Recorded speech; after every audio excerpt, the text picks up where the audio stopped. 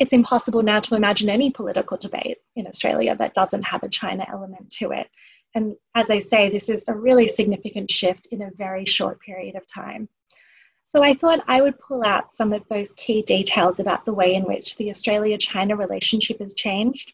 I believe that many countries can learn from Australia's experience in responding to changes in China's behaviour, just as Australia can learn from India's experience. So I'll talk a little bit about that, and then my colleague Alex will talk about some of the other findings from the poll, including on India and the quadrilateral dialogue, amongst other things. But the Australia-China story is one of great unravelling. It really is almost impossible to imagine now, but 6 years ago, Xi Jinping visited Australia and addressed our parliament. There was such an incredibly warm tone. Our Prime Minister described Xi Jinping as a great friend. The streets were lined with people waving Chinese flags. It's only 6 years ago that this could happen, and today the relationship could not be in a more different place.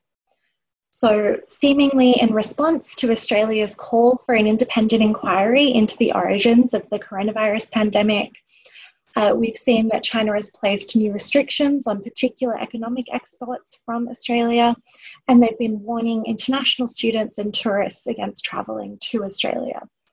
And again, maybe we shouldn't be surprised that all of this souring in the political relationship has had an effect and played out in the sphere of public opinion, which the annual Lowy Institute Poll looks at.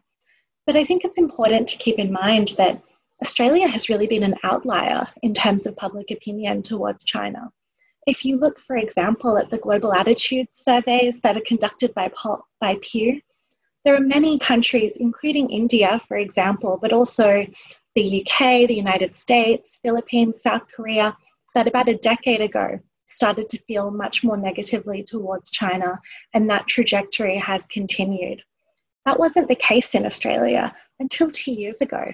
Australian views towards China remained largely buoyant. And so again, that shift is even more dramatic because now Australians have caught up with publics from around the world and in some cases even overtaken them in that negative view. There are a few explanations for this, but I think the most significant is that until 2 years ago, Australians saw China very much as an economic opportunity, and that Australia's prosperity would be built upon all of the growth that had happened in China. What we've seen here at home in Australia is that the rise of debates about foreign interference, about Huawei and 5G networks, about economic coercion, and about Hong Kong have really seen this perception shift.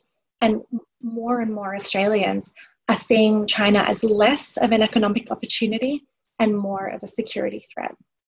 And in fact, the economic opportunity that China does provide is now the source of some anxiety for many Australians.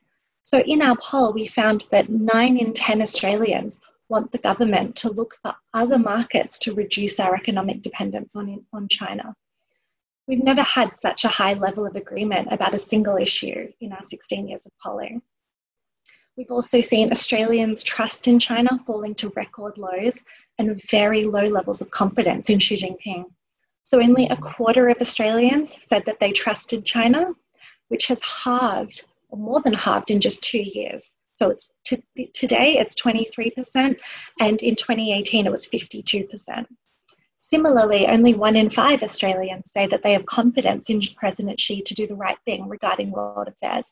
Again, that is halved in only 2 years. We don't normally see changes in public opinion happening this swiftly. The only leaders that Australians trust less than Xi Jinping is North Korea's Kim Jong-un. And the only country that ranks similarly in terms of trust for Australians is Russia. So it's really, it's quite damning when you look at it in that way. We also asked in our poll this year about some of the specific policy measures that are being debated in Australia. And I know that some of them are similar to the issues that are being debated in India. So one interesting question is whether Australia should have something akin to a Magnitsky Act, where we would put sanctions upon officials associated with human rights abuses.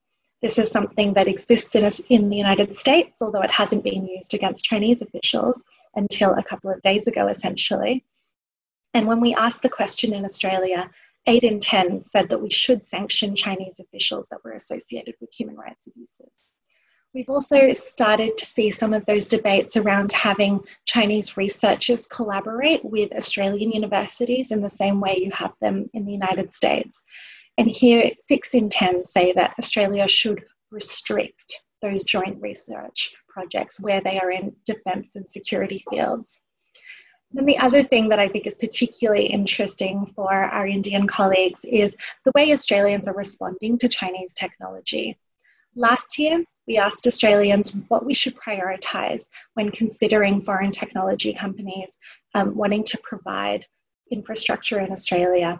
And many Australians said at that point that we should prioritise protecting Australians from foreign state intrusion. We asked a similar question another way this year, where we asked whether Chinese companies should be allowed to provide infrastructure for, technology for infrastructure. And the majority said that they shouldn't. Of course, Australia was one of the first countries in the world to exclude Huawei from our 5G network. And we can see that that decision has received quite a lot of support. India is, I think, the first country in the world to limit TikTok as an example, and that has sparked debate in many countries, including Australia. So we'll be watching that with particular interest. The last thing I just briefly wanted to say is that the China story in Australia has very much changed. There is increasing awareness of problematic behaviour from China.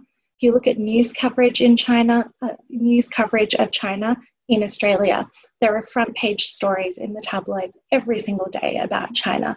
And so there's been a really significant shift here. And in some ways, I think we've seen similar shifts happen in countries like India. But I just would exercise a little bit of caution when we assume that this increasingly aggressive behaviour from China has had negative effects worldwide. Of course, many countries are unimpressed by this bullying, they're unimpressed by economic coercion. But I think it's important that 2020, as a very kind of strange year, I think what it's done is exacerbate existing views of China rather than really change people's minds. So here in Australia, where there were building negative views towards China, those have been consolidated. I think the same is true in India.